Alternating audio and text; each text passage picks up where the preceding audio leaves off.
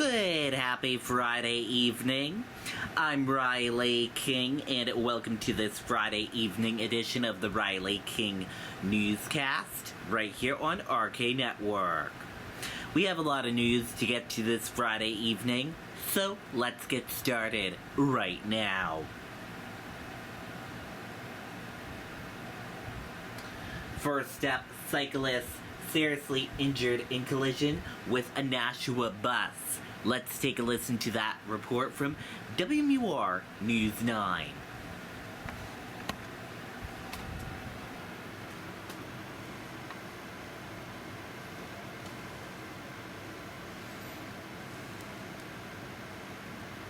Yeah, that's correct, Gene. The accident did happen right at this intersection right here. Both the bicyclist and the bus were heading north on Main Street at the time. Now, hours after the accident, the crumpled bicycle still lay in the road. Testimony to the force of the collision. Nashua police say it was about 7:45 Friday morning when the collision happened in the area of 300 Main Street. The cyclist described as a 56-year-old man. He was taken to the hospital with serious but non-life-threatening injuries. No one else was hurt. The bus driver had been on the route for a couple of hours, but police believe the bus was empty at the time of the accident. The investigation into what caused the collision is continuing. Officers are currently collecting video surveillance, and each city bus has 360-degree video cameras on them, so we're in the process of obtaining that information to determine what happened with the accident. In addition to the video evidence, Nashua police say there also were witnesses, and officers are talking to them as well. It's too soon to say if any charges will be filed. Reporting live in Nashua, Ray Brewer, WMUR News 9. Okay, and there you go on that report.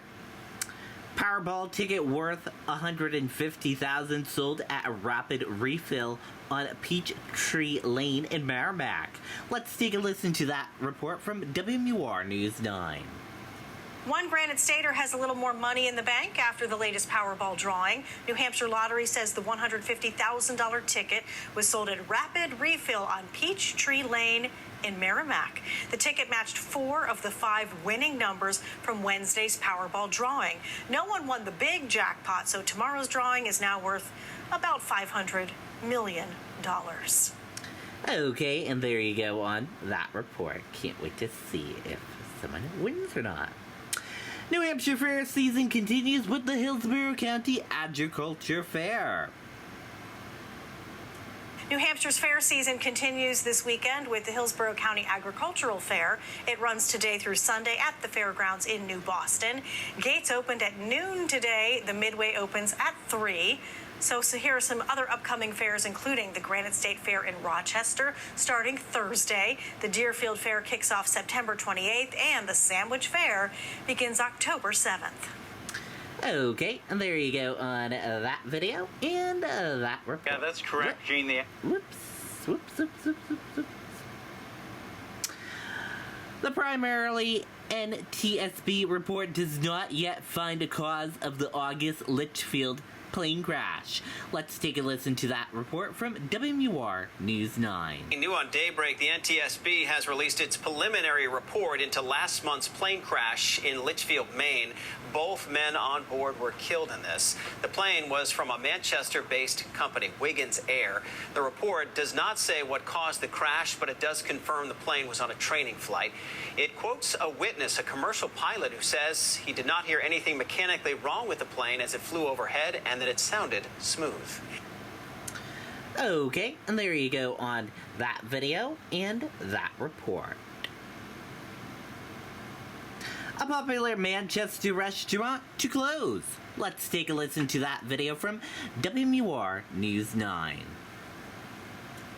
A popular restaurant in Manchester announced they are closing by the end of the year. CJ's Great West Grill has been on South Willow Street since 1995, but the owner is choosing to close because the landlord bought out the lease to make room for a fast food restaurant.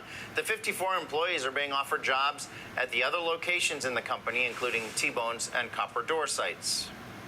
You know, it was mixed. It really was. There were some that said, you know what, it's a good thing because I see a new opportunity with change. Always comes an opportunity, and that's what they see. And then there's some, of course, that, there's a couple that have been here for 20 years, and they love it. Employees who stay on until closing will receive a bonus, and then employees who move to another restaurant in the company and stay there for 6 months will receive another bonus. Okay, and there you go on that video and that report. A great restaurant will be missed. Governor signs a proclamation recognizing September 10th as start of Suicide Prevention Week. Let's take a listen to that report from WMUR News 9. Jen, the governor has signed a proclamation recognizing next week as Suicide Prevention Awareness Week in New Hampshire. The governor came together along with other partners like the American Foundation for Suicide Prevention, the National Alliance on Mental Illness, and the Department of Health and Human Services to talk about the steps taken to make sure people have access to resources here in the state. They also talked about the launch of the New Hampshire Rapid Response and 988 hotline and how it's helped hundreds of people get the help they need. For families like mine, certainly prior to rapid response and 988, the options, if you have a loved one in crisis, were convince them to go to an emergency department or call 911. And as I think we all know, that can be scary. And the state also has a 10-year mental health plan that aims to strengthen the support and services offered here in the state. 2 new crisis stabilization units are set to open in the fall, but dozens of people involved in mental health crises are still being housed in emergency rooms throughout the state. Live in the newsroom, Marissa Tansino, WMUR News 9.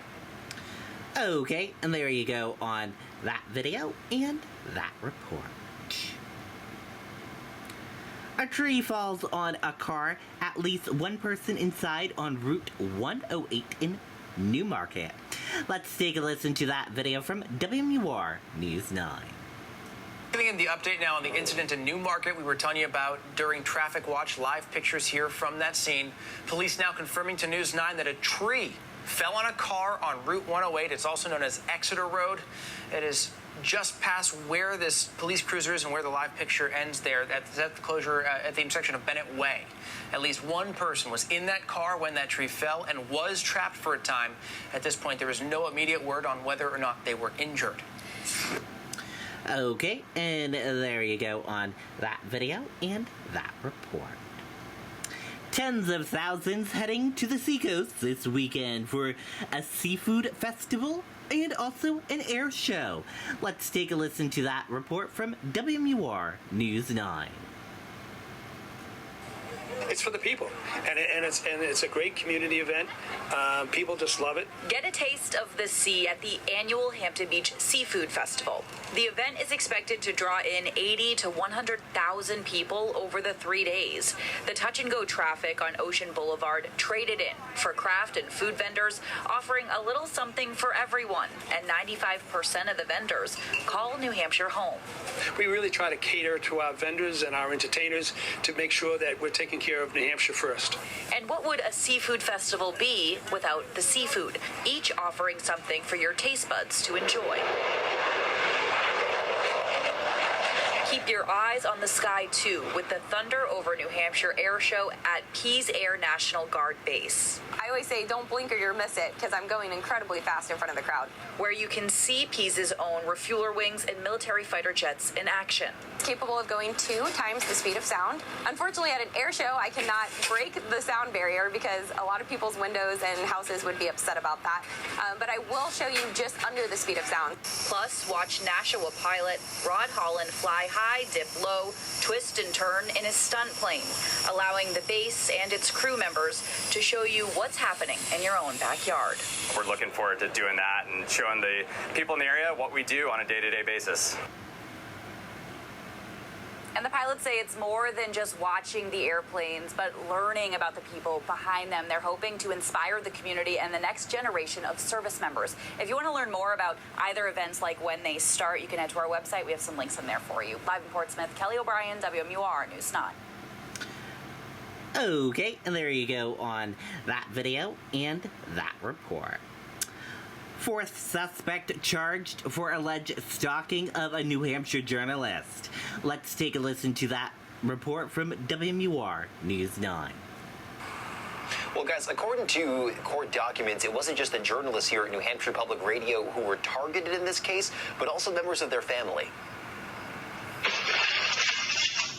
A brick thrown through a window at the home of a New Hampshire Public Radio journalist in May of 2020. Prosecutors say it was one of 5 instances planned and carried out by a group of 4 men.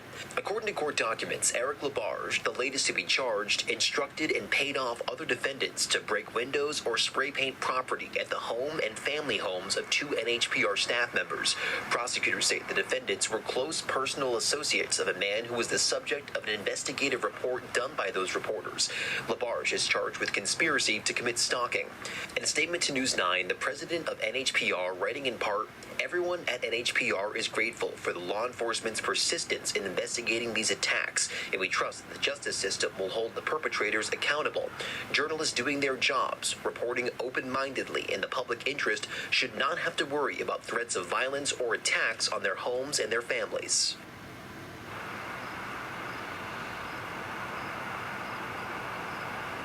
And the charges outlined in this document carry a maximum sentence of up to 5 years in prison each. Live in Concord, Ross Ketchke, WMUR News 9. Okay, and there you go on that video and that report.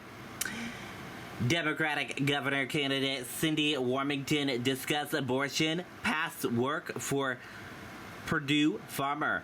Let's take a listen to that report from WMUR News 9. Serving on the Executive Council, Cindy Warmington has been the lone Democratic voice speaking out on the issue of reproductive rights.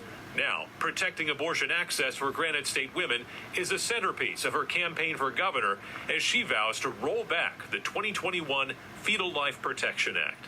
On abortion, we would be pushing for a full repeal of the 24-week ban? Absolutely.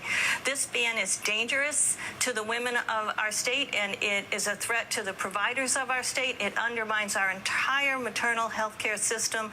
This ban needs to be repealed and replaced with a protection to access safe and legal abortion in our state. We're told that abortions that are elective don't happen later in pregnancy. So if that's the case, why do they have to be legal? They don't happen. That is a complete misnomer that is put out by Republican extremists intended to distract us from the danger of this abortion ban. In an interview for Close Up, Warmington answered questions about her work as a lobbyist 20 years ago for Purdue Pharma, advocating for the drug OxyContin. Given what's unfolded over the last 20 years since you were doing that work, do you regret at all that advocacy? You know, Adam, that work was more than 20 years ago when we did not know the extent of the fraud and the lies that Purdue Pharma was perpetuating on our medical community and the harm that they would cause to so many. As governor, Warmington says she would also end completely the state's school choice education freedom accounts. We don't take taxpayer dollars to subsidize private schools. You can watch the full interview Sunday morning on Close Up. Adam Sexton, WMUR News 9. Okay, and there you go on that report.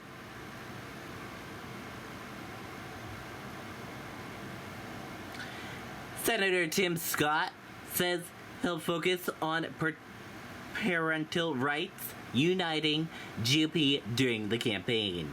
Let's take a listen to that report from WMUR News 9. At Domino's, you can get more than just amazing, delicious pizza. There's also lava cakes, bread bites, and more.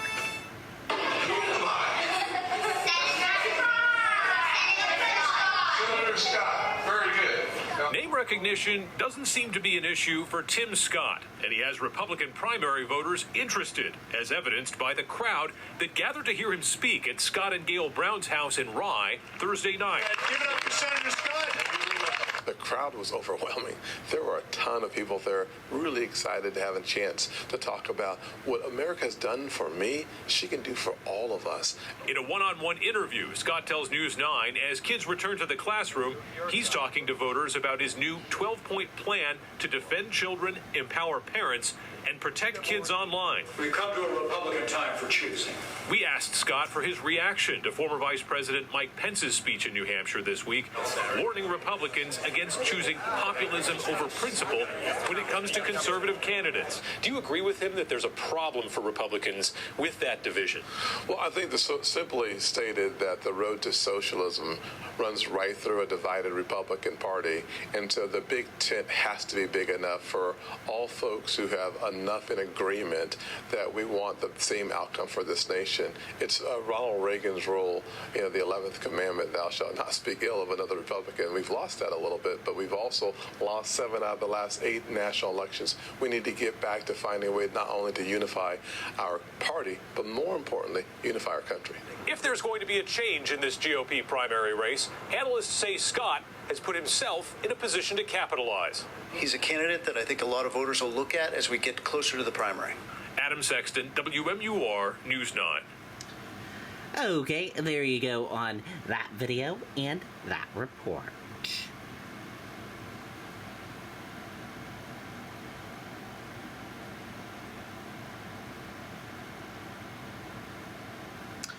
Concerns grow over looming auto workers strike. Let's take a listen to that video from ABC News.